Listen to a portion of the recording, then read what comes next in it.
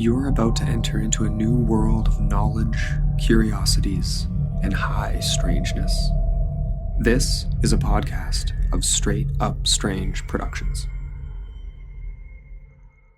You're listening to Mysteries and Monsters. I'm your host, Paul Bestel.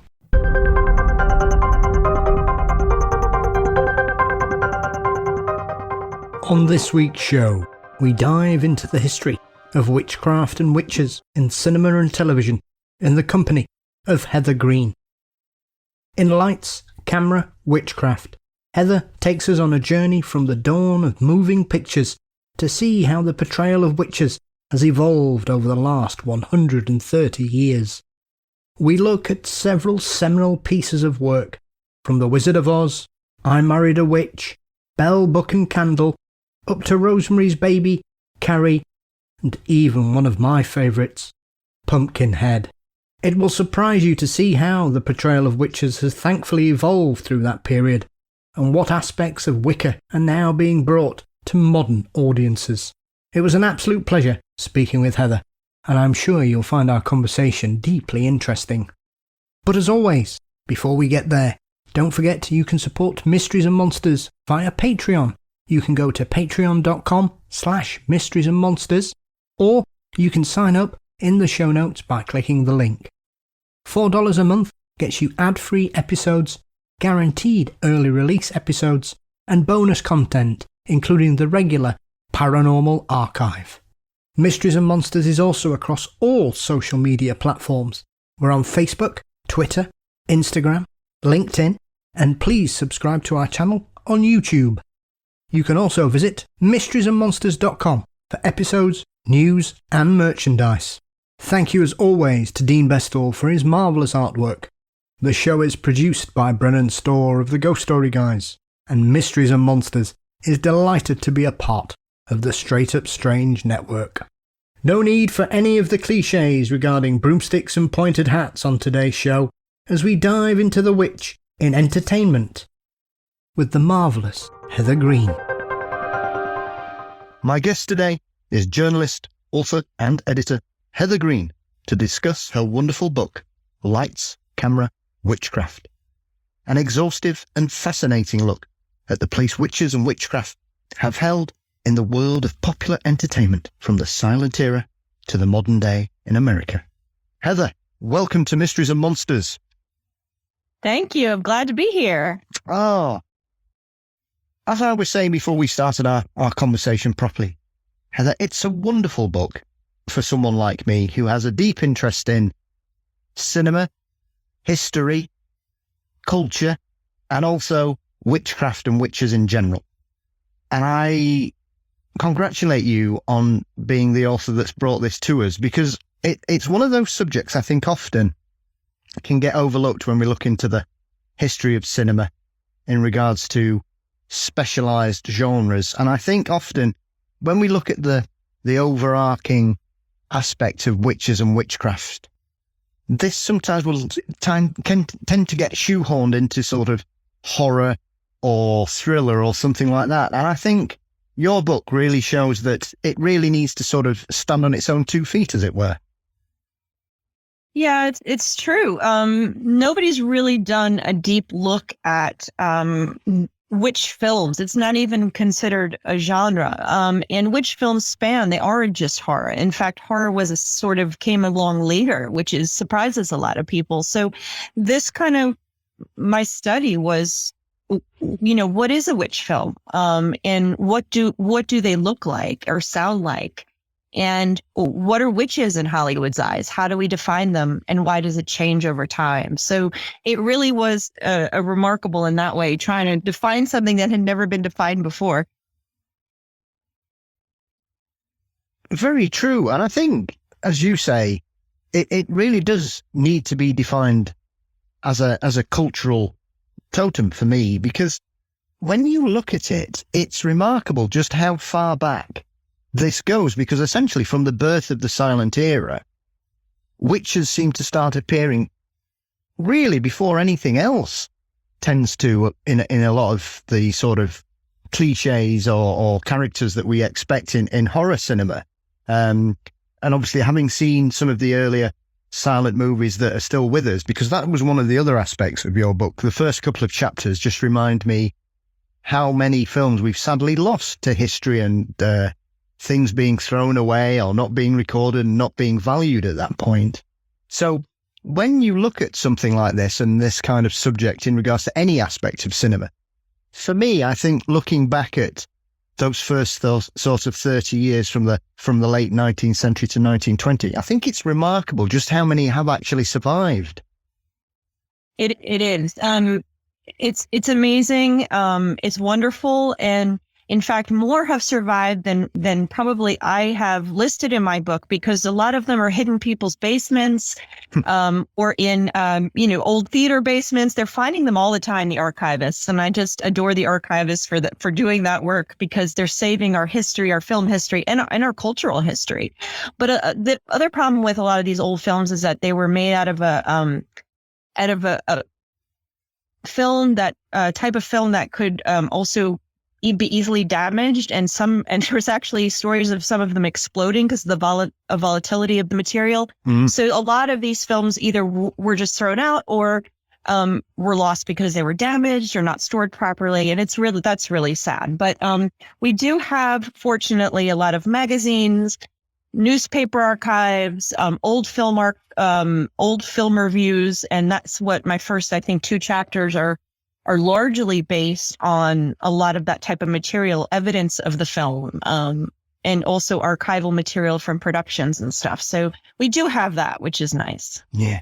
So obviously your origin story is quite interesting, because it would seem that film and culture are things that have had a long interest for you, I would imagine, from being a child, Heather, as often many of us are usually, our tastes are corrupted by well-meaning grandparents or parents who have strange tastes or have wonderful hobbies, and we tend to get drawn into them, and it sticks with us throughout our lives. So for you, as someone that sort of developed a career and a real interest and a passion and a thirst for these subjects, what was it that got you so hooked on both film and witchcraft? Wow, those are 2 probably separate origin stories that came together. Well, I will point to the fact that my grandparents lived in Los Angeles, and I lived in New York as a little girl. We used to go there, so Hollywood sort of had a fascination with me because that was our vacations, and my grandparents would talk about old Hollywood. So there definitely was those seeds, like you were talking about, planted by well-meaning grandparents. And my dad also worked in production in New York. So I sort of had a feel for the film industry, from, a family influence. But I was also interested in theater from a small age. So I was also involved in the storytelling, production type experience through dance and theater. And that kind of that converged in college, and got a film degree. And then went on to get a master's in film, because I realized sometime in undergraduate that I was more interested in looking at films and talking about films and analyzing them from a cultural perspective. I realized that sometime in undergraduate, and then I did the same type of work in graduate school. And it's just something I can't put down. I love that. Like you said, the passion is there. And also, like many other college students, I became a spiritual seeker, and I started looking into tarot and some other occult astrology, other occult practices, about eventually exploring Wicca. And so those were 2 separate paths, as I said, that eventually converged when I realized that this study needed to be done, and that there was something there. There was something interesting to explore. I mean, that's very interesting. I've spoken to a few people over the years, Heather, in America, that college campuses seem to be a real sort of awakening for people. Do you think that's because for a lot of teenagers, they're going out of the family unit and they're sort of free from the restraints and the shackles of what is expected? Or do you think that that's just part of that sort of teenage eagerness to learn new things and meet new people? I think it's a combination of both, really. I mean, I think because not every child goes away to school. So I think you have that period of time, that rebellious and exciting period of time where you're just coming into adulthood and trying to figure out who you are. So you have the age factor. And then, of course, yes, if you go 5 hours or a whole state or the whole country away from your family, all of a sudden you're released to explore too. So you have, I think, a combination of things going on. Yeah. Mm-hmm. It's very interesting as well when you look in these early chapters. I think it's often one of those things that we overlook, that whenever a film becomes as synonymous with a subject, people tend to not realize that was probably the 4th or 5th attempt to film it. And The Wizard of Oz is a prime example of this. And I think because often for some people, before Talking Pictures started, a lot of people don't really, have a general interest in film, I think, Heather, don't tend to sort of examine the silent era probably as much as it deserves, really, I think. And that's something that when I was younger, I wasn't, overly impressed until I sort of saw some of the early Harold Lloyd and Buster Keatons. And then I understood that actually they used to make films like that as well. It wasn't just these comedy skits that were being made. And then I discovered, wonderful films like The Phantom of the Opera and The Lost World. And it just amazed me that people were trying these incredible things with such restraints in regards to the technology and what they were trying. They were just basically, everything was new and it was all exciting. And it was amazing to see what these people could possibly create in that era. So when it comes to The Wizard of Oz, I was very surprised to see that they'd had several goes to try and get it on film and made until we get to obviously the major one that turns up in the 30s. So when you're sort of looking back as a student of film, Heather, is it something that you think people just aren't aware of, or do you think that that's just down to the fact that for some people, if a film's a silent film, for them it just doesn't exist? I think that you said it earlier. So I think the silent era has been largely discarded by a lot of people because, first of all, the films there's not a whole lot of them left, number one. And two, they're harder to watch for people today because they move at a different pace. There's no sound. It's a novelty in a lot of ways now. And so people sort of just brush it off and start with the 1930s or really 1930s. You don't get a lot of people saying, I saw this great movie from the 1920s even, because that's sort of when it broke. But, and it is a shame because, and like you, I really didn't appreciate the silent era until I really started studying, until I got to grad school. And then really this book gave me even a deeper understanding of the silent era, and how important it was. And yeah, like you get these treasures, like you're pointing out, The Wizard of Oz was filmed, I think it was 2 or 3 times during the silent era before we get to MGM's film even. And if every one of them failed, which is a fascinating story, before the famous film. So, there's a lot in the silent era and it's really important for Hollywood's history, as well, understanding how Hollywood developed and why. So, this book helped give me a deeper appreciation for silent films. Yeah. Do you think as well, I think it's one of those things, and I know you cover this part of The Wizard of Oz's genesis and how it's become this cultural behemoth these days. And I have to say, it is one of my favourite films. I've always loved it since the first time I saw it as a child. And I was one of those weird children that wasn't particularly frightened by it, Heather. I just felt it was a wonderful film. I wasn't scared either. Good. I'm in good company then. So it's one of those films that I think when we look back now, everybody assumes it was just a massive success. And yet, as you explain when you're covering this, the cultural impact and how it changed quite a lot of how witches were portrayed in film and how they were designed and the makeup and things and the clothes that they even wore. It's one of those things that I think people just assumed it was a massive success. And yet it's one of those that when it initially came out, it didn't even break even, did it? I don't remember the figures, but it was not a success at all. And it was too scary for children. It was deemed too scary for children. And it was deemed, too silly for adults. So people really didn't know what to do with it. When they were making it, they were hoping it would have the success of Snow White and the Seven Dwarfs that was released in 1937, which was a huge smash, but that was animation.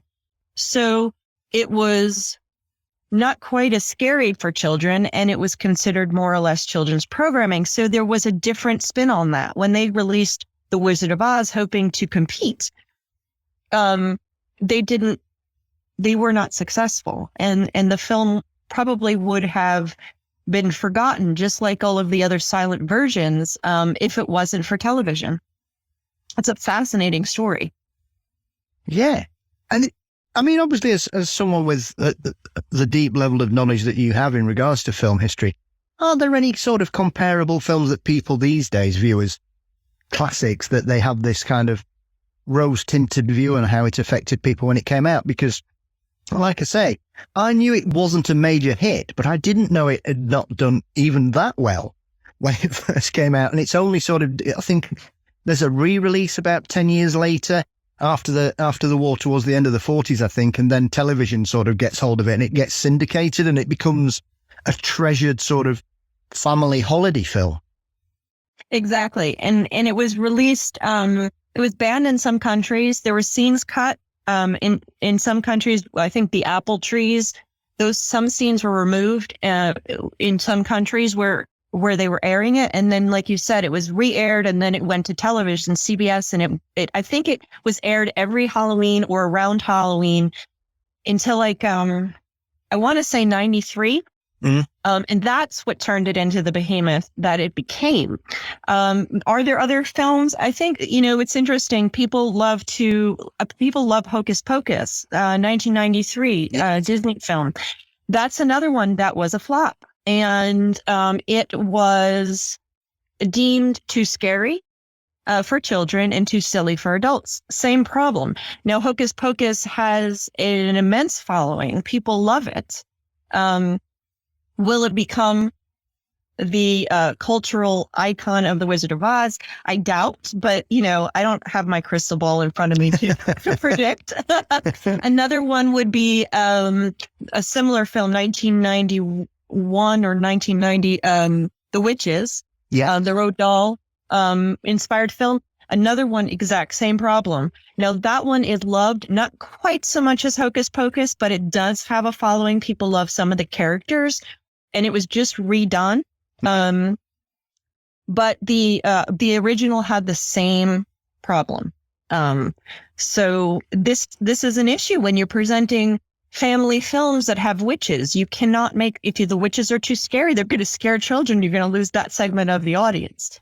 So it seems to be a common problem for family films that have witches in them.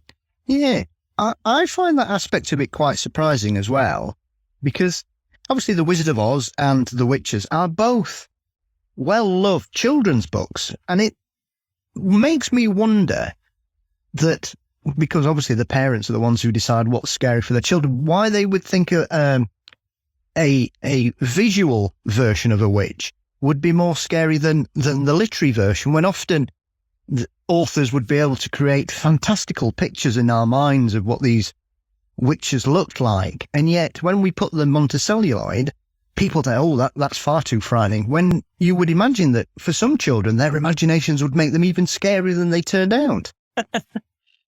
Well, I think that's the crux of it. It's when you put something visual in front of people, and I'm not a psychologist, but it gets into the psychology of how we mediate imagery and concepts. And I think that when you're reading it, your mind is coming up with it, and it's not going to create something that's so frightening necessarily that you won't read it again necessarily.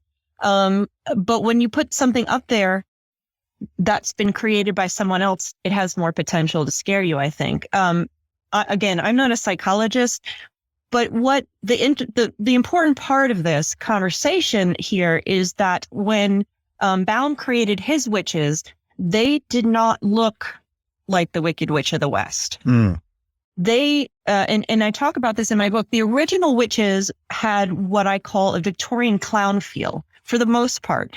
They were softer. They were not this monolithic image of evil that you see in The Wicked Witch of the West. And so what Disney did in their film and what some of the cartoons did in the 20s, and then The Wicked Witch of the West is a perfect example of, is this congealing of imagery and concept of what the witch is into this sort of monolithic emblem of fear. And she becomes what I call in the book the monstrous feminine. She becomes this, like I said, this congealed version, this concentrated form of evil in this one figure. It's so concentrated that it's just frightening. It seizes, it forces you to look at it. It grips you. And so it's a different than when you read the books. If you haven't read Baum's books, the characters are more whimsical. And a lot of the Victorian witches and a lot of those fairy tale witches aren't the center of the evil of the stories. They're side stories. They're old ladies. They're whimsical characters. They're not quite the same type of monolithic evil you have in The Wizard of Oz or in Disney's Snow White and the Seven Dwarfs. So it's really scary. And she's on film for, I think, only like 11 minutes in the whole film. Mm-hmm. But that's who we wind up talking about more than anything else.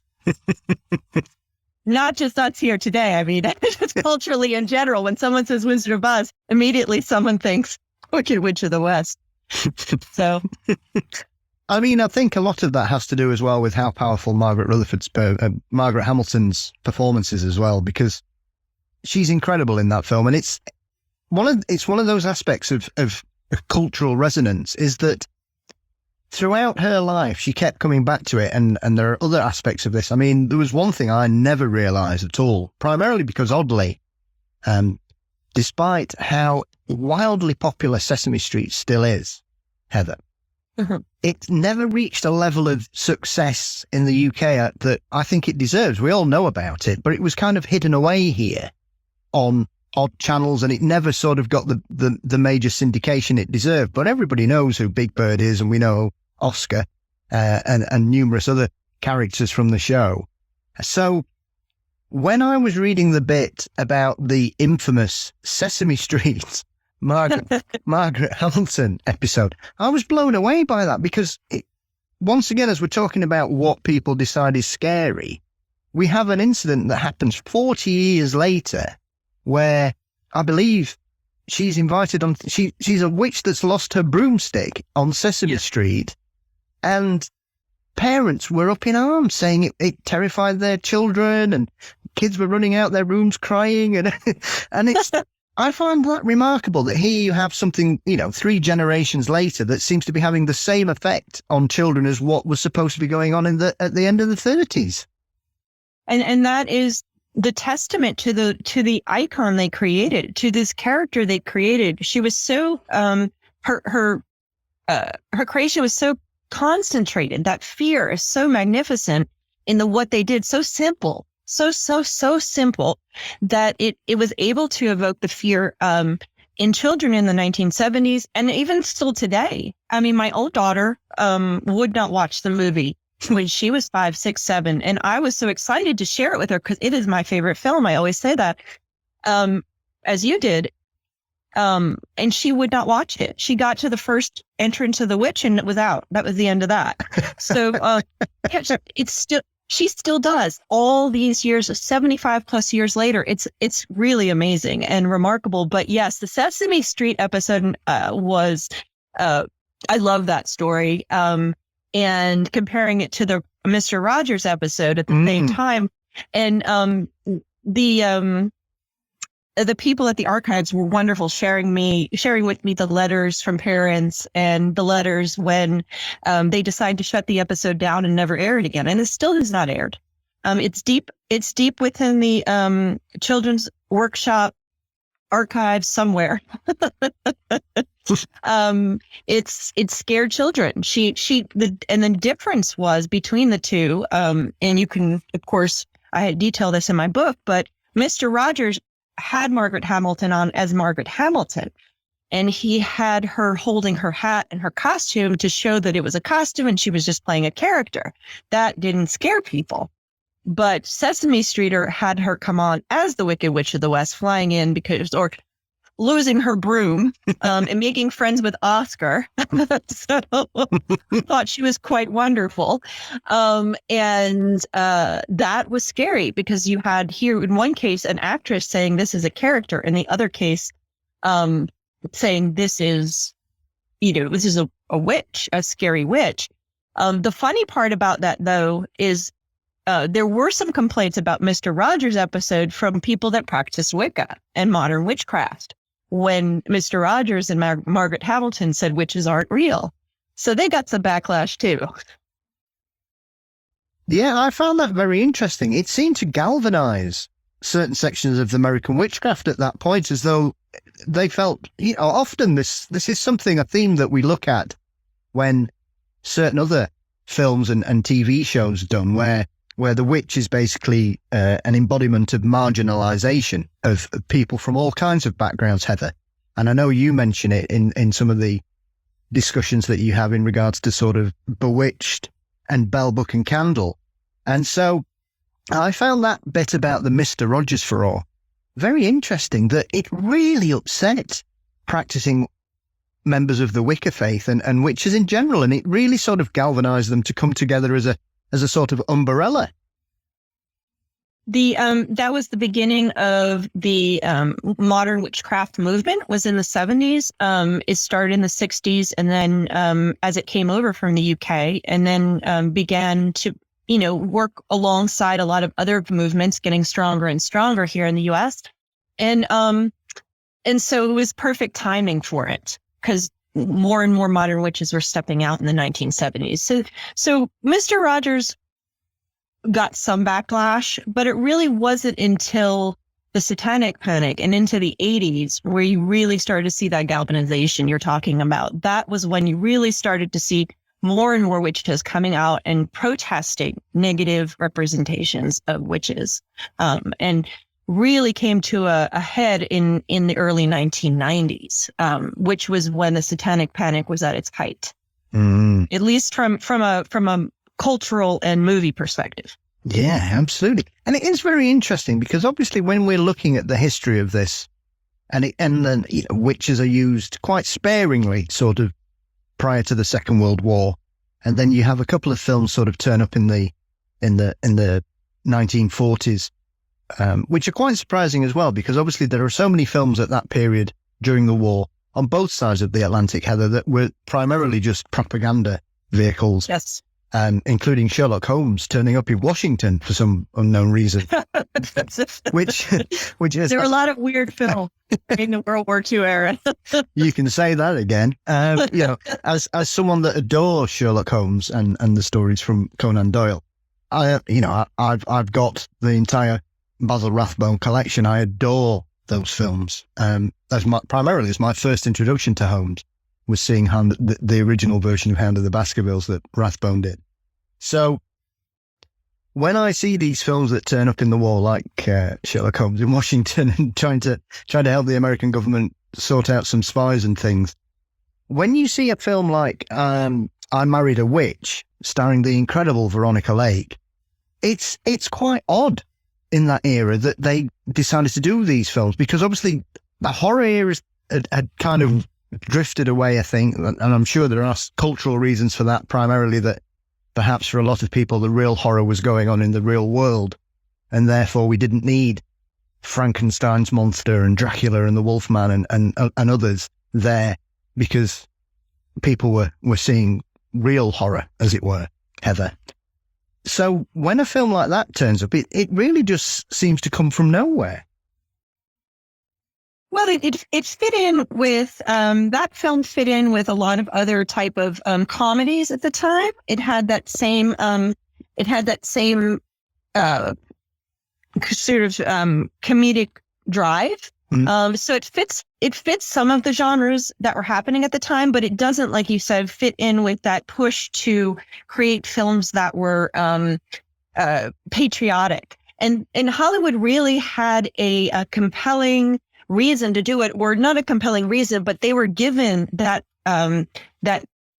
those marching orders directly from the government saying, we want films that are pro-American, pro-war, we even had, talking about silly films, there was a film called Mission to Moscow. It has nothing to do with witches, but it was a film purposely made to provide a positive look at Stalin for the American public, so they were okay with going to war. So we're talking about these weird World War II films. That's an aside. So when you have something like that film, the I Married a Witch, it may seem a little bit out of character. However, it's a little early for the U.S. First of all, it was made in probably filmed in 1940 or commissioned 1949. It wasn't released until 1942. So it was made just as the U.S. was going into war, first of all. So it's not really wasn't fully done during the war. But it, as I talk about in my film, these war era witch films are about something invading American society. Yeah. So in the case of, if you look at them deeper, if you go beyond just the fun comedy and Veronica Lake and all that, you have this invasion. Okay, the witch herself, Veronica Lake's character Jennifer, is invading a small town America. It's a Salem story. You have this sort of small town American perfect setting, and this witch, this crazy woman, is invading, disrupting his job, disrupting his engagement, disrupting his life. She's invading, not only disrupting, a man's life, she's also disrupting this perfect small town America.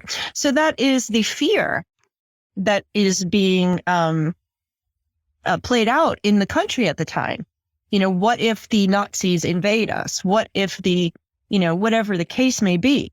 It's this fear that's coming from the wartime era. And you see it again in Weird Women and the woman who came back. It's, and I talk about this in this context, that these are invasions, the witch as an invader. And in all cases, this woman comes into this small town and disrupts a man's life in some way, and also the town, creating all kinds of havoc.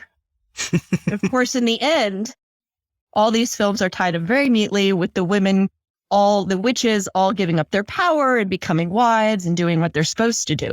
So that's the lesson that these stories give to the women who are now at home because of the war, saying, okay, now you gotta take your place in society. We're at war. You can't be disruptive at this point. There's these messages. Yeah. Even though we do love I Married a Witch, it's a fun film. Yeah, there are so many really subtle parts to some of these films. Mm-hmm. It's true. And when you read your book, it's remarkable. Often these things are staring you in the face. And then when you read your explanations and your analysis of some of these films, it's blatantly obvious what's going on. Going back to some of these silent films that were made, there was a lot of these sort of wild women that needed to be tamed by and bring them into normal society to fit in. This kind of, you can't do your own thing, you have to conform. And that seems to be something that carries on throughout the next few decades. Even, as we're saying about I Married a Witch, there's a lot of that going on about sort of being happy, being normal and fitting in and just not sort of pushing anybody's nose out of joint.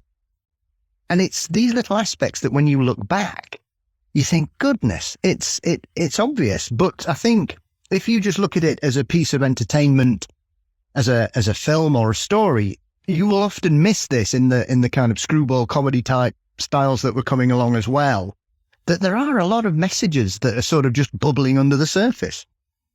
Absolutely. And that's what I love about studying film, is looking for those threads, looking for those cultural messages that are either being written in on purpose, like we're talking about with the propaganda films that we were just mentioning, or they're emanating out of the culture of the time. And so like we're talking about the witch as a disruptor, or the witch as someone a woman's not supposed to be, which that this was something that had been happening since the silent era. This wasn't something that someone said, okay, we're going to write this message. This is the important message. No, this was just emanating out of culture. This is what a witch had become. This is the symbolic meaning that she had, that Hollywood inherited, in fact, from Europe and from, its heritage with witchcraft, or from religious cultures. So Hollywood inherited it. And then this was emanating again out of these meanings, this symbolic meaning. So it wasn't something Hollywood said, I'm going to, some director wrote that in, we're going to do this over and over. No, this was just the way we understood, how our culture understood a witch and witchcraft to be at this time. And it evolves, that changes. And that's the interesting part for me. That's where I get all excited and, need to write a book about it. Yeah, I think it is interesting as well, because like I say, you've got the book's based in sort of chronological order. And I know you mentioned it a couple of times in the book. The one thing I've realized is there's so many films I haven't seen, Heather. So thank you for eating into my spare time, because there are loads of these I've got to sort of dive into, because I've seen a lot of the big ones or the more well-known ones. But I was just amazed at how many films I hadn't seen. As someone that considers themselves a B movie or a horror movie fan, I thought I'd seen as much as I possibly could, and clearly I've seen nowhere near. I have that problem all the time. But when I started this book, I'm like, oh, how many witch films could there possibly be? Like, every time I talk to somebody, you're like, did you include this one? I'm like, oh, I missed that one. But I think this is pretty comprehensive. And there's, if you get down into the indie films and B films, there's even more. I tried to stay with mostly mainstream. That gets harder when you get to the 2000s, but I tried to stick with mainstream because I really wanted to have it be a look in at our culture. And when you get into art house films and films that were done just for the purpose of doing the film and not for the purpose of selling tickets, you're looking at a totally different type of exploration. I wanted to see what we were consuming and what was popular and what was not. Yeah. Because that says a lot about society. Absolutely. I think it's one of those things that often gets overlooked, especially when we're dealing with these kind of subgenres in film, that a lot of them are basically just holding up a mirror to the world around them at that particular time. And the next film that kind of comes along, which is one that I saw when I was probably 8 or 9, which was Bell, Book and Candle, is one of those films that it's late 50s, I think. And it's got the marvelous Kim Novak, which the film that made her a star essentially, and her career that followed on. But it's also got some amazing people in it. I mean, one of my favorite actors, Elsa Lancaster, primarily because she's the bride, and someone whose career I've followed since I discovered how her amazing performance in that film and her life outside of Hollywood and everything. Because I think she was married to Charles Lawton as well. So she was Hollywood royalty without sort of continually appearing in major hits. She was always there or thereabouts. And it's a remarkable film for its time, because having seen it fairly recently, probably about 4 or 5 years ago, Heather, I was struck looking at it as a more mature viewer that there's clearly, as I was saying about earlier on, there is clearly some subtext here about culture in general, about hiding in plain sight and fitting in and not wanting to stand out. So I'm always interested when a film like this comes along, which kind of elevates it to a different level, the subject, all the performances in it, where it becomes a well-loved film, when it's kind of not got anything that sort of, when we have certain trends in film, there'll usually be 2 or 3 big hits, all very similar, be they science fiction or horror or action films. There's something that sets them off, and you get sort of 2 or 3 that come along like buses. And yet Bell, Book and Candle seems to just suddenly elevate itself out of the surroundings. Yeah, I think it fits in with the melodrama. the melodrama films of the 1950s. It kind of works in there, and it came out of the success of a play. So that was the reason they wanted the property, most likely, because the play had been successful, which was, I think, it was in New York on stage in 1952, 1953. The movie was 1958. So yeah, there was no witch wave like we had, later on in the 90s and the 70s. There was no series of witch films. And this was right at the time when Hollywood was about to tip over and start to get into the 60s, where they weren't going to be hitting the mark anymore. So it's really the last of the great golden era Hollywood films, in many ways. And it really fits in with that melodrama style. With big actors that everyone loved. It just really is a well buttoned up film, all in all. But yes, most people love it for that reason, because there's a little comedy, Jimmy Stewart, Kim Novak, as you said, Elsa Lancaster. You have all of the big hits. You have this great little buttoned up play that was put into film, but it had the subtext. And most people don't know about that subtext. And that actual subtext was written in on purpose by the playwright. And the movie, no matter how they had redone this movie, adapted it to the screen, they could never have gotten rid of that subtext. And it's very interesting to have it there. Like I said, most people think it's this great romantic rom-com, as they call them now, romantic comedy. But there's more to it than that. And it is hiding within plain sight. And it's an allegory for the gay community of New York during that period of time. And when you rewatch the film knowing that, you go, aha, I see it now. Absolutely. It's brilliant film. It is. It's so clever. I think that's why it passes a lot of people by. Like I said, I think people just took it on face value. And now, I got told about this about 5 or 6 years ago. So the next time I watched it, it was obvious what was going on there.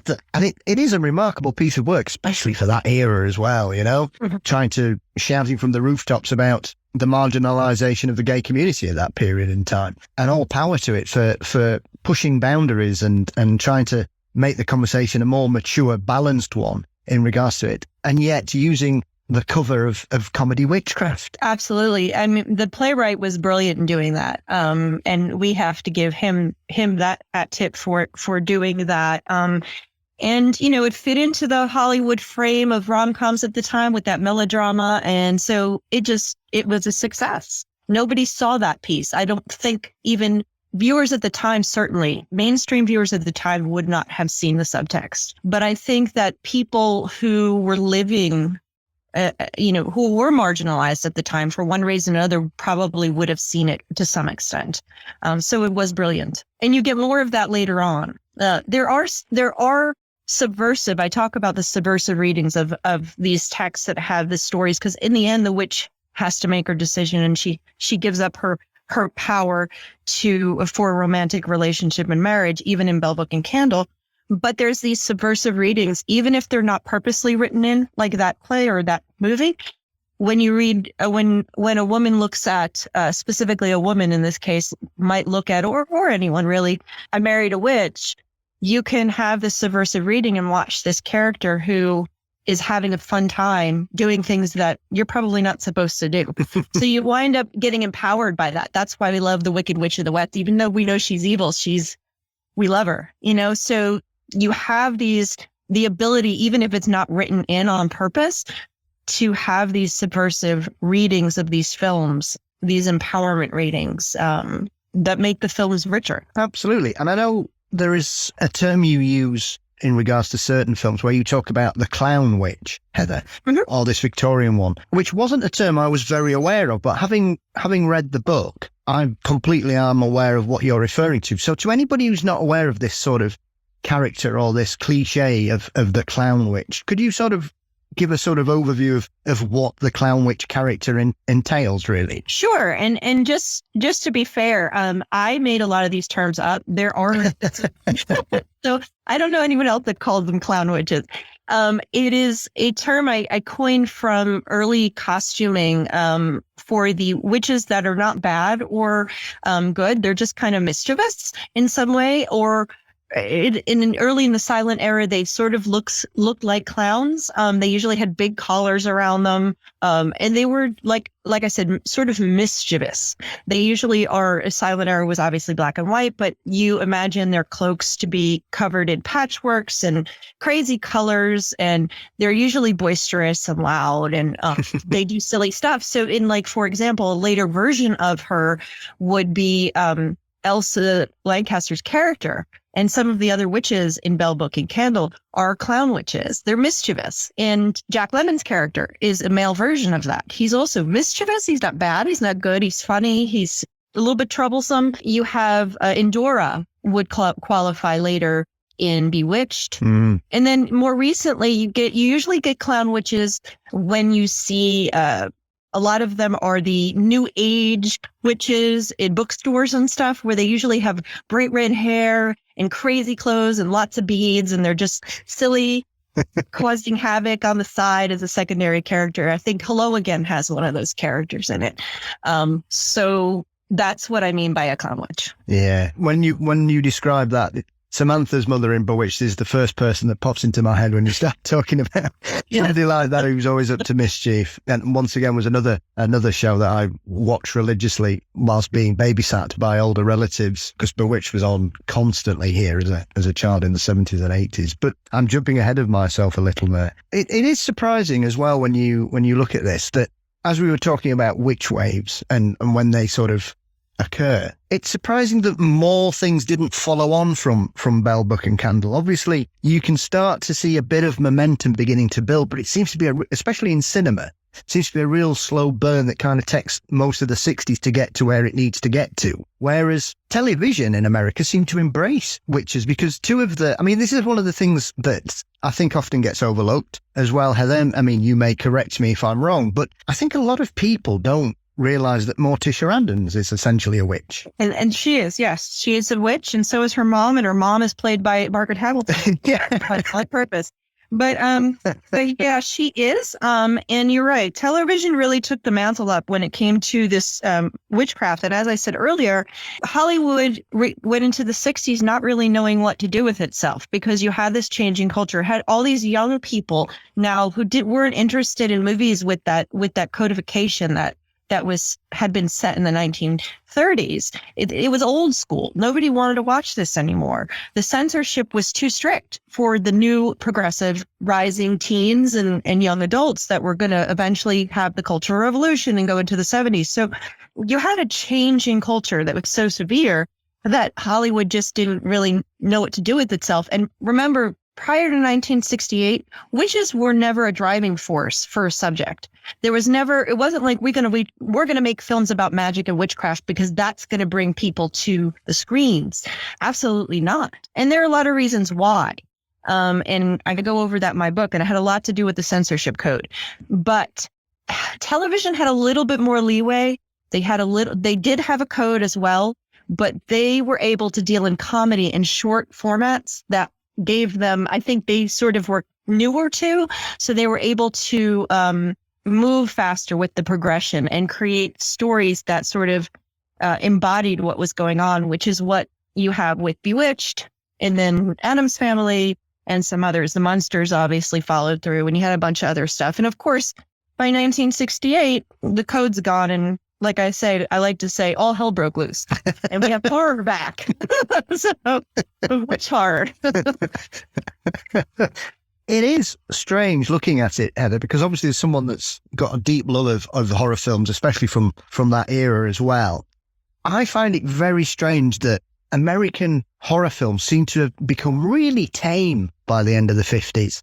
And it was down to Hammer over here in the UK doing the deal with Universal to get Dracula and Frankenstein's monster made over here, where they used Technicolor for the first time. And there was blood everywhere and heaving bosoms and things like that. They were really pushing the boundaries. And yet, when you kind of look at what was going on in American horror at that time, it does seem really tame by comparison. And it's very odd for a lover of horror, because, you know, the 1930s, everything that was amazing about horror films was coming out of the States. And yet 30 years later, it seems to have completely lost its way before the code was scrapped. Well, and that's exactly true. The code was very strict, and there's a lot of classic elements of horror that we see today or have seen since the code was scrapped that could not be done. You could not show evil as being something alluring. For example, you could not reflect badly upon religious personnel or religion in general. These are things that you see in the horror.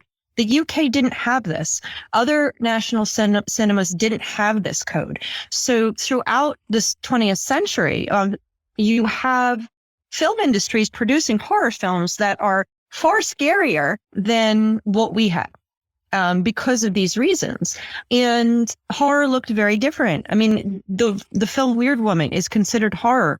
It is not horror. It is more mystery. And you have a few happening, Roger Corman and stuff in the early, I'm talking about witch films now. So witches were kept out of horror in any form because of the code. Because witches were considered evil, they couldn't be shown as alluring. That gets the end of the vamp witch. It changes things. It changed the ability for witches to be the center of attention in any type of film for a long period of time.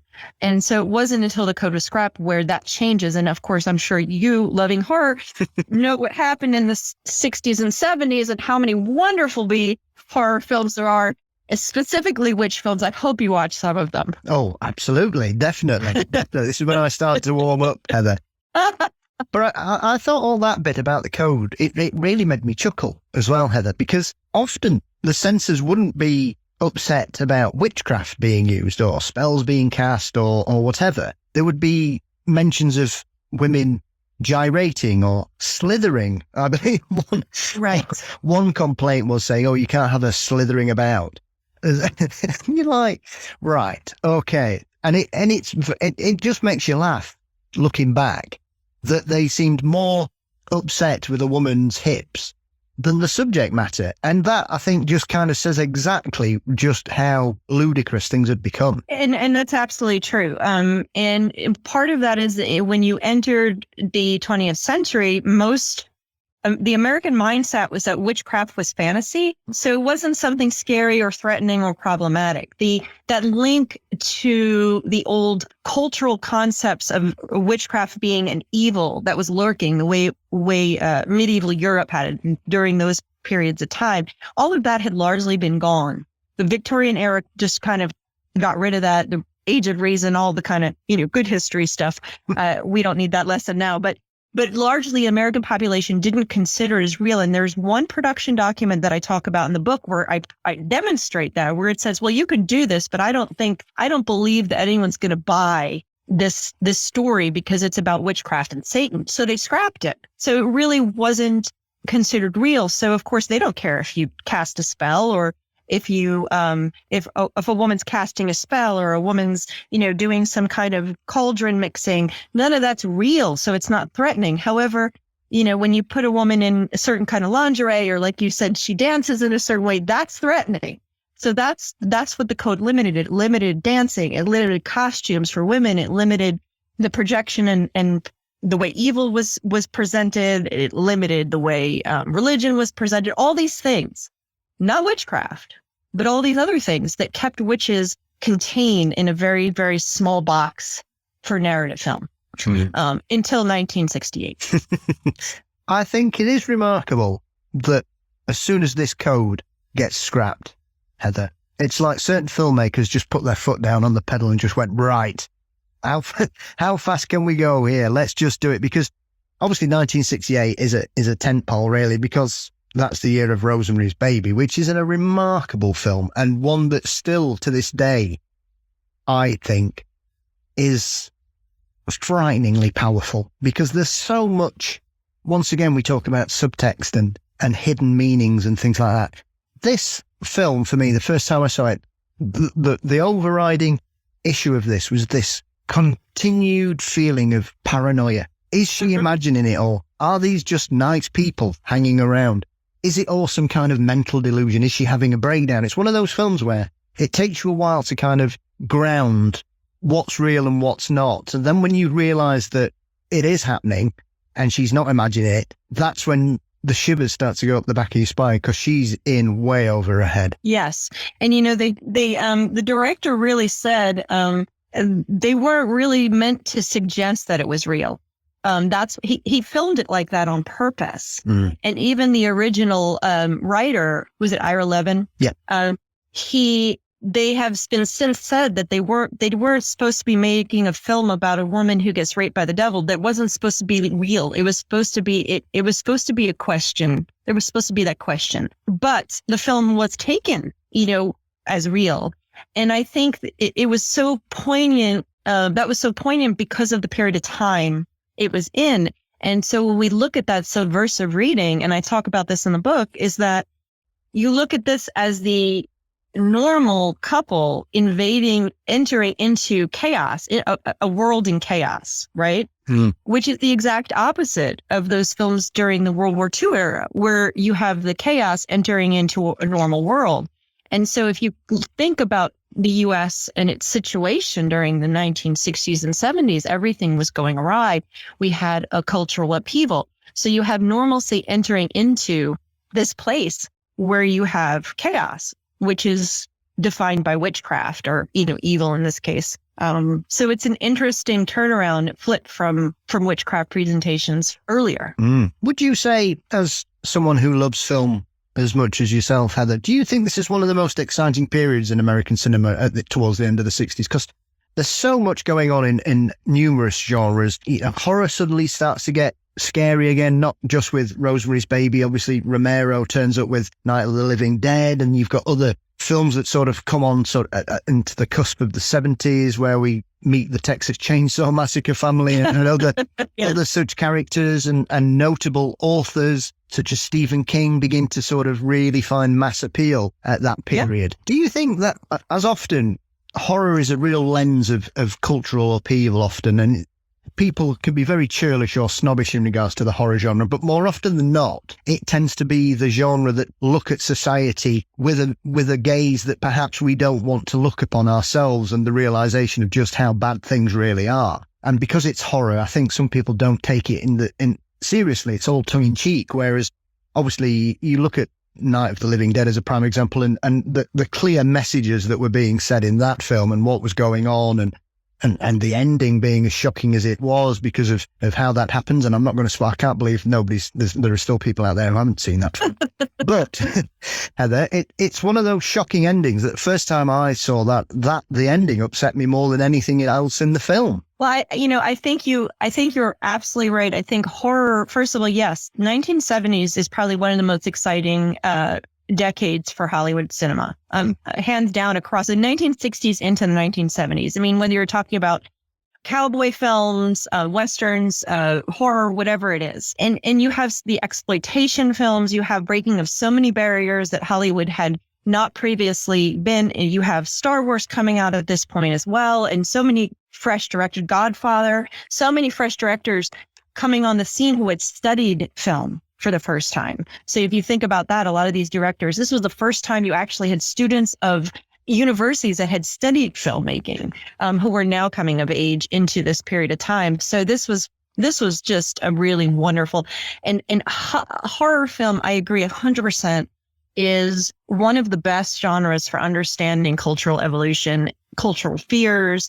And this book, I was never a big horror fan. I'm going to admit that. You're going to hang up now.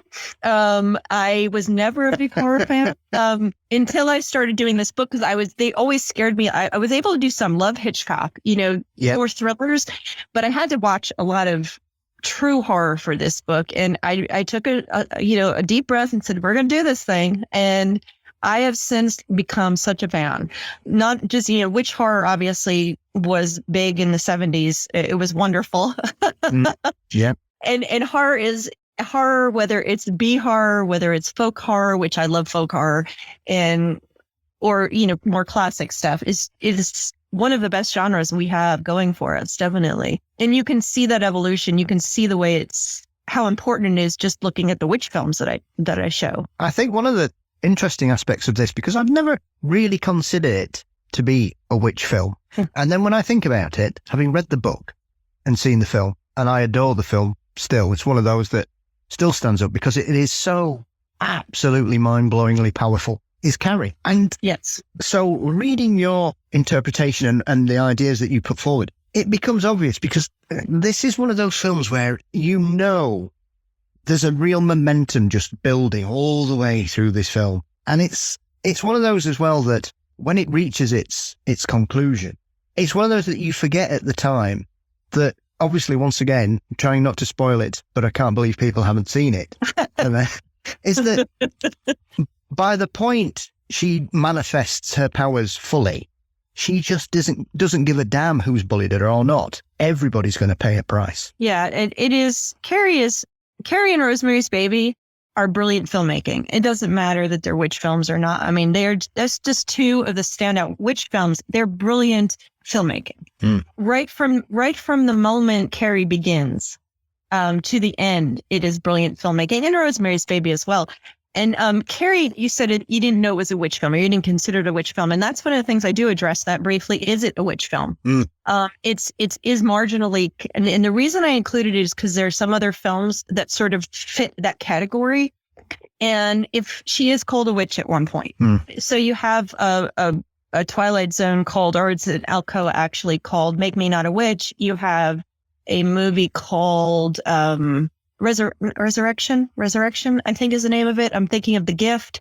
Anyway, there's all these films where the woman, or Spitfire, which is an older film, yes, where you have this woman who has some kind of gift, and they're usually labeled a witch because of that gift. So that's why Carrie fit the genre, or fit the witch film genre. And largely, it's often considered a witch film by academics, even though she's only called a witch one time. But it is a brilliant film. I agree. And just to point out, since you said Romero, he did do a witch film. I hope you watched that one before the zombies. Yes, absolutely. It's one of those.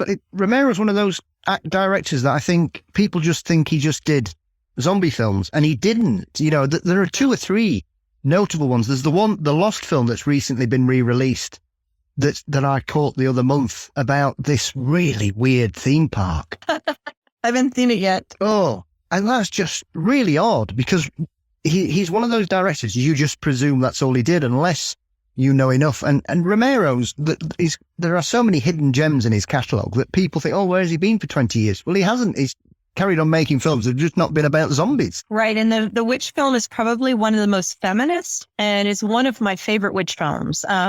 It is the Hungry Wives. Yes. Yes, and it's Season of the Witch, it's also called, and it was originally Jack's Wife, so you can find it under all three of those names. But it's probably one of the most interesting, one of the most evocative witch films of the 1970s. And it's him. It's Romero before the zombies. Absolutely. And for me as well, it's kind of the opposite version of the story that we've talked about in regards to I Married a Witch, where you've got a practitioner of witchcraft conforming to normality, whereas Hungry Wives, it's a normal person who is desperate to find herself and uses witchcraft to realize her dreams and fulfill her ambitions. Exactly. And that's, you hit a nail on the head right there. And that's exactly what it is. And what's interesting is that's one of the first, it's a precursor for that theme, because that later becomes very, very prevalent, and especially after 2000, starting in about 1996 with The Craft and then going beyond, you start to see that theme more and more, especially with the growth of the modern witchcraft community and this idea that people can find themselves or empower themselves through magic and witchcraft. So you see that, like I said, it's a precursor to something that really takes off in the 1996 and after. I have to say, I was also delighted to see you mention Pumpkinhead, which is one of my favourite 80s horror films. And I've always thought that the witch in that's amazing. And it's very interesting because when that all goes horribly wrong, because essentially it's basically a revenge film that suddenly turns into a horror film. But it's also remarkable that the witch is essentially saying, well, I've done this, but I can't stop it. And all hell breaks loose after that. I found that, I think it's one of those films that gets really overlooked in that late 80s horror, because there were so many, Heather, as I'm sure you're aware of, all kinds of monsters and evil creatures running amok everywhere, and small town, nowhere in small town America seems safe at all at that point in in cinema history. And obviously that's the era that I was watching horror films weekly and nipping down to my my local video store back in the day and seeing what new films came. And I stumbled across Pumpkinhead because I just thought the creature looked amazing. So I was really pleased to see it appear in the book. It is probably, if not my favorite horror film that I watch, classic, real horror film. For the book, it's close. It is a fantastic horror film, and it demonstrates how profound the horror genre can be with meaning and really just it's not just about the thrill and the jump shots and the blood and the guts and all of the things that people think, well, I'm not watching that, it's just a horror film. This actually has a ton of meaning wrapped into it, complexity that you don't see in necessarily in B films, because when a horror film is good, a horror film is really good. Yeah. When a horror film is bad, it's really bad.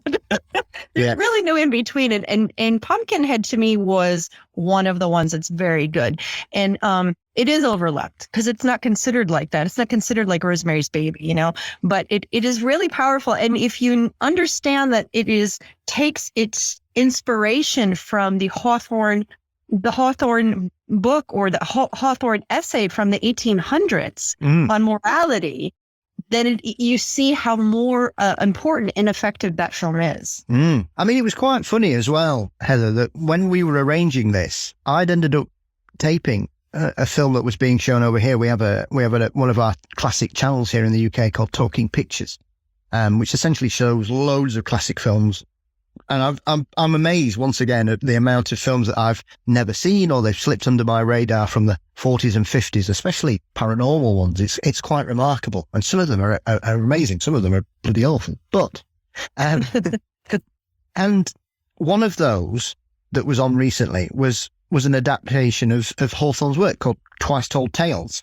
Now, Hawthorne's somebody I've not really been a massive fan of, and now I know a bit more about him. I'm amazed that he seems to be one of those authors in American thriller and horror writing that seems to once again completely have fallen out of fashion. And unless you love sort of your classic cinema, because obviously the key driving force for me wanting to watch this was that Vincent Price appears in all three parts of this. So when I was reading the parts of the book where you refer to Hawthorne's work, because I think, is it Feathertop? Yes. His essay. That's one of those that if you didn't know where it had come from, you just think it was this story that keeps being rewritten. And yet Hawthorne's one of those authors, I think, that's just been completely overshadowed by people like Poe.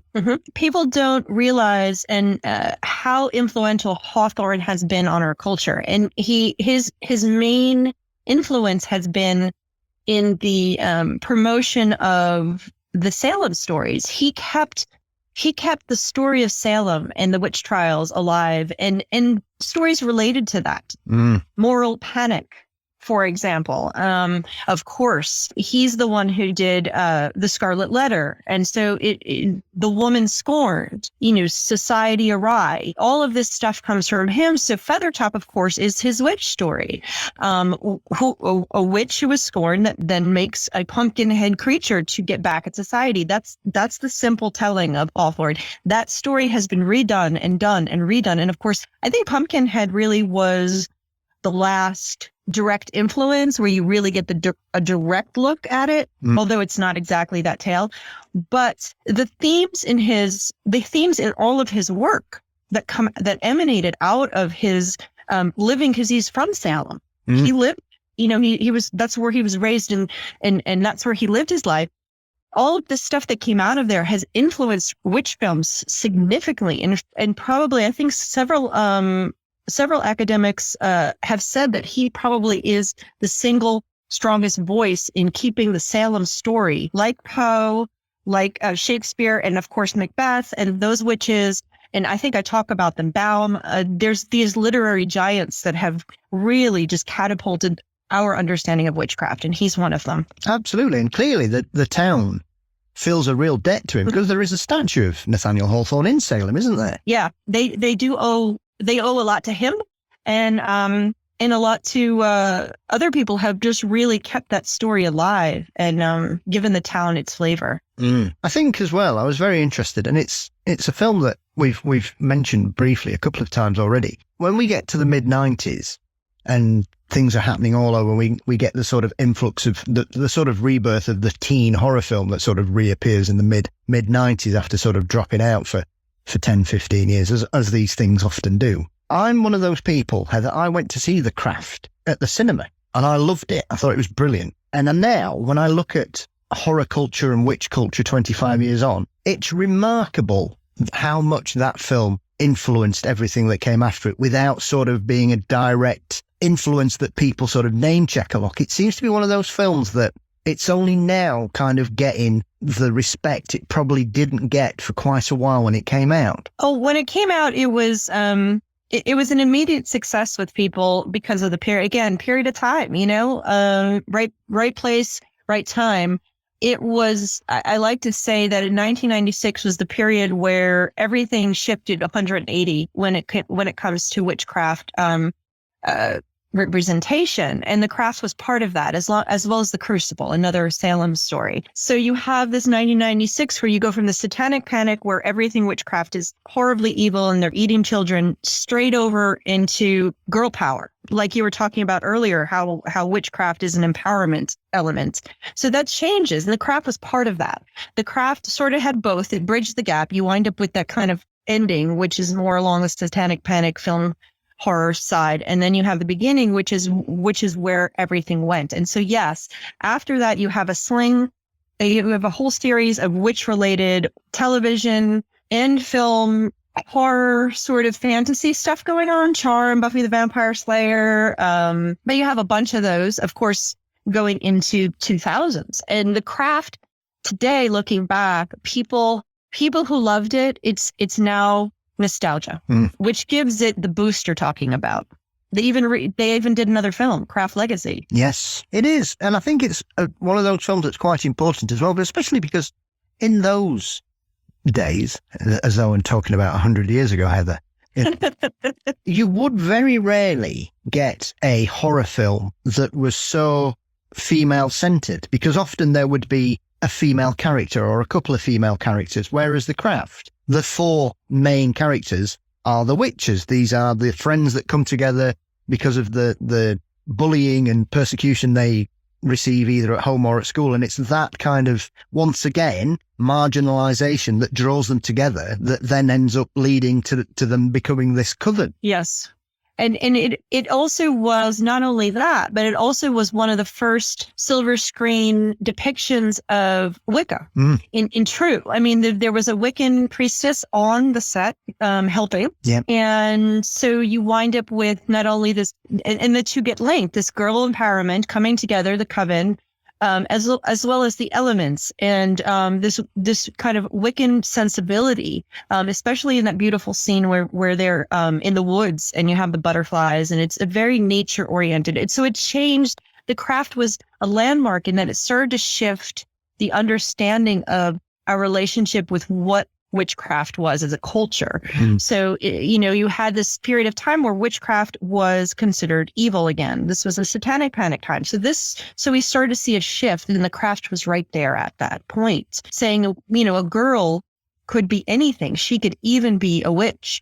You could take back your power. So this is where The Craft was, and it really took off. This was as I talk in my book about the girl power movement. This is what I call third generation feminism. Girls can be anything. We've arrived. Do what you want. It was present in music and film. And yes, it was, that was definitely a landmark period of time for witch films. Absolutely. I mean, even if you look, as you mentioned there, Buffy the Vampire Slayer, Willow's character is one of those that goes through probably the most growth in the whole series, I think, because as you mentioned in the book, she sets off as this nerdy girl who's into books, who ends up falling for a werewolf, and by the end of it she's a fully fledged witch who's completely in control with herself, who has found love with a woman and has become a really fully fleshed out character. And I think when you look back at the whole Buffy arc, Willow's story's always been the one I found the most compelling, because she comes from just being a sort of background character to obviously one of the major plot points in a later series, where obviously she tragically loses her partner. And I know some people at the time were quite angry about how she seems to just went into sort of black magic because of this grief she was feeling, Heather. So I think, once again, that's another character that, you know, was on a wildly successful show and became, you know, world famous through it. And the character gone from just being a sort of secondary support character to being a real key part of that whole mythos. That's absolutely true. Willow is another landmark character. Again, in this girl power movement, you know, you have that they can be slayers, they can be witches. And of course, you have the same sort of discussion within the narrative of this TV show that you see in the craft, is that there is magic you can do, but you got to be careful because you could tip over the edge. So there's different things. There is this definition that we're seeing is there actually is good magic now. And now there's also bad magic. There's this witchcraft and Wicca is how it eventually plays out into the 2000s, is how Hollywood decides to define the two. But you have that understanding. You see it in the single character of Willow, and then you see it in The Craft towards the end when it goes full on horror film and Nancy goes.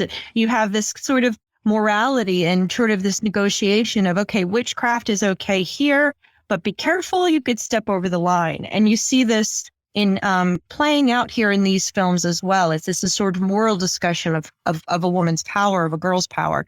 How far is too far? Yeah. And that's what you see in Willow. And yeah, she is a fantastic character. That was certainly a fun show and so iconic for the period of time. And I think it also sort of covers things like addiction, because as with anything, addiction can be destructive. It can start off as being something that makes you feel better, regardless of what you become addicted to, Heather. And it also, you know, be careful what you wish for or where you go, because you may not like the path you're ending up leading. Right. And these type of moral discussions continue on into the 2010s, where you start to see them character-based discussions of, well, we might not like what the witch is doing, but we know why she's doing it. So you wind up with these negotiations of magic and our understanding of the use of it, moral ethics, all of this stuff, again, becomes increasingly important after 2010 when we go to the third witch wave. Yeah, absolutely. I have to say, one of the films I've seen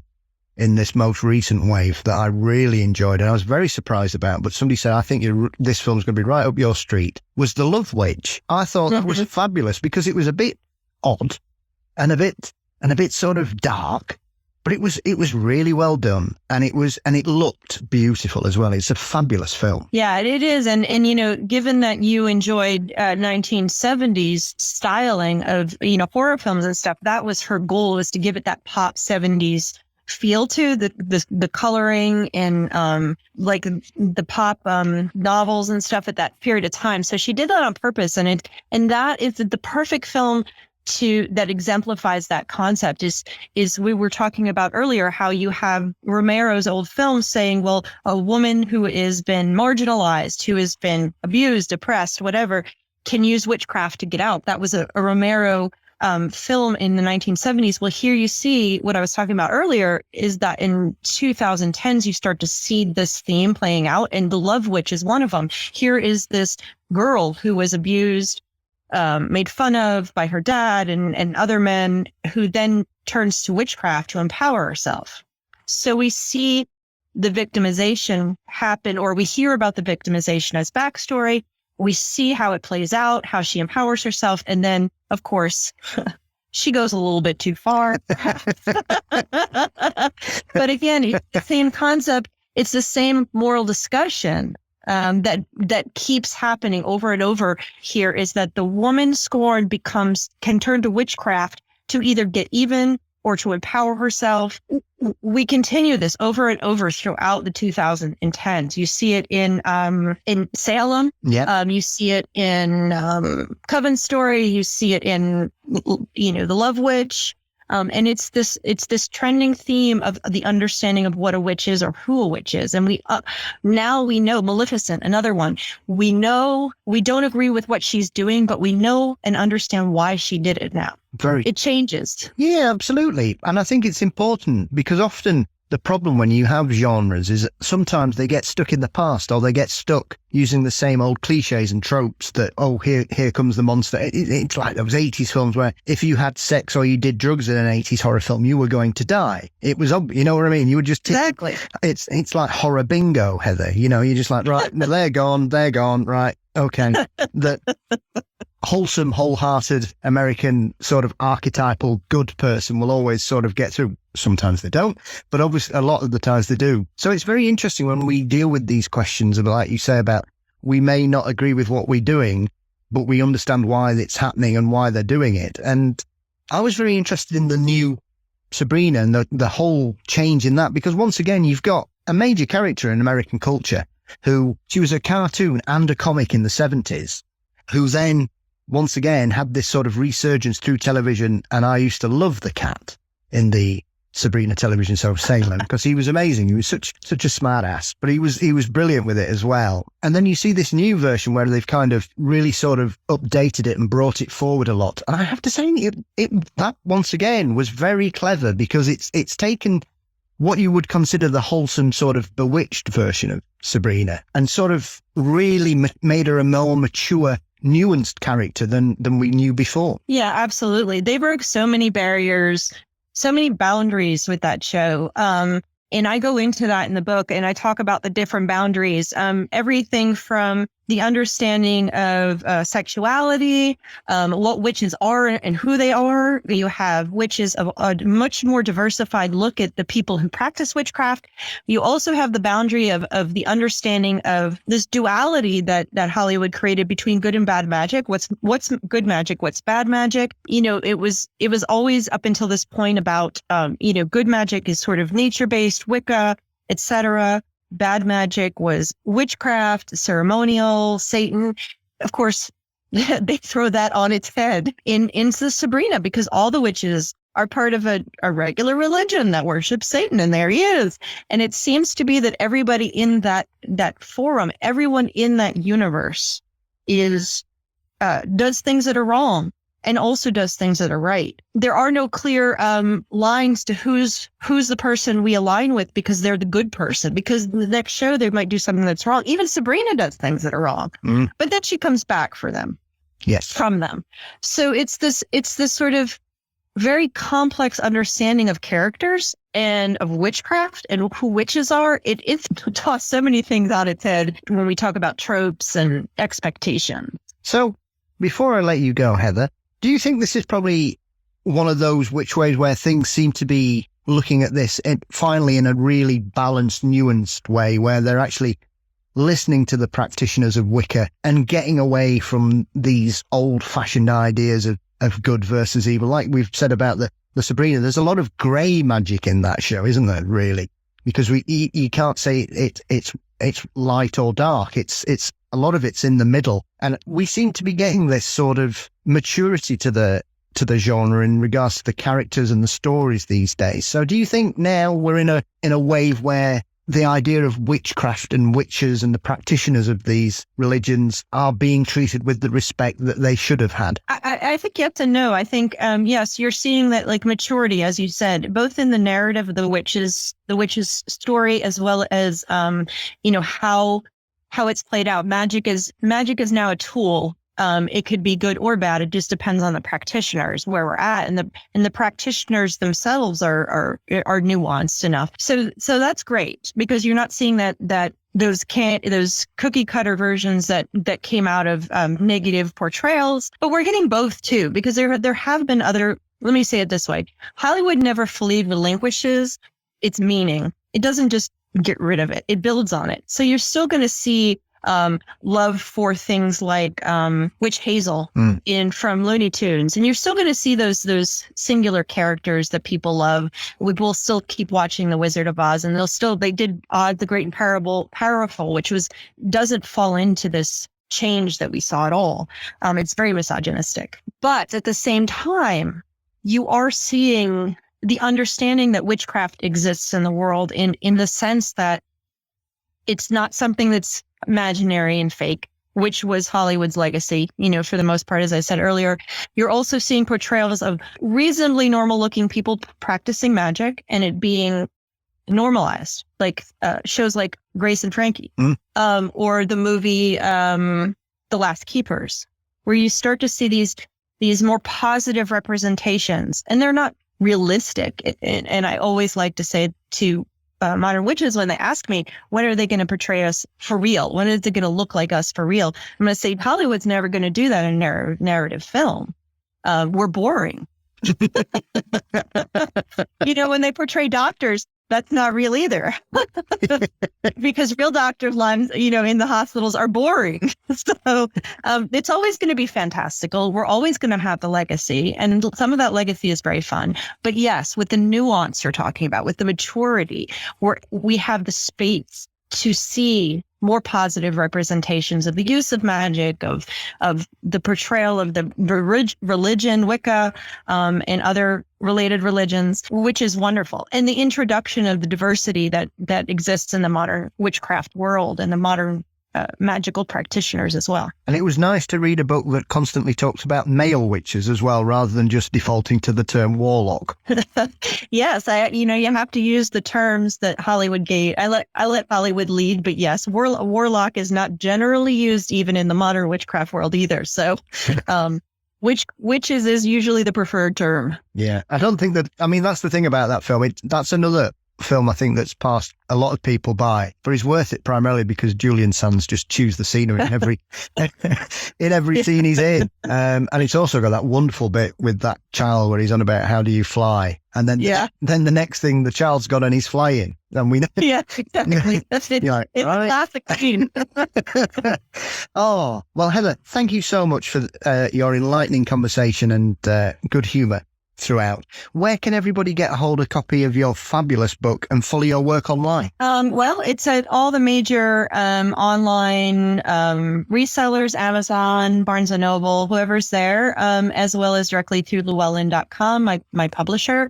And of course, buy local. I always like to say that, support your local bookstores if it's there. And you can find me at heathergreene.net. That is my website. And there you will find all the links to my, socials, Twitter, etc., Facebook, or all the places I post, Instagram.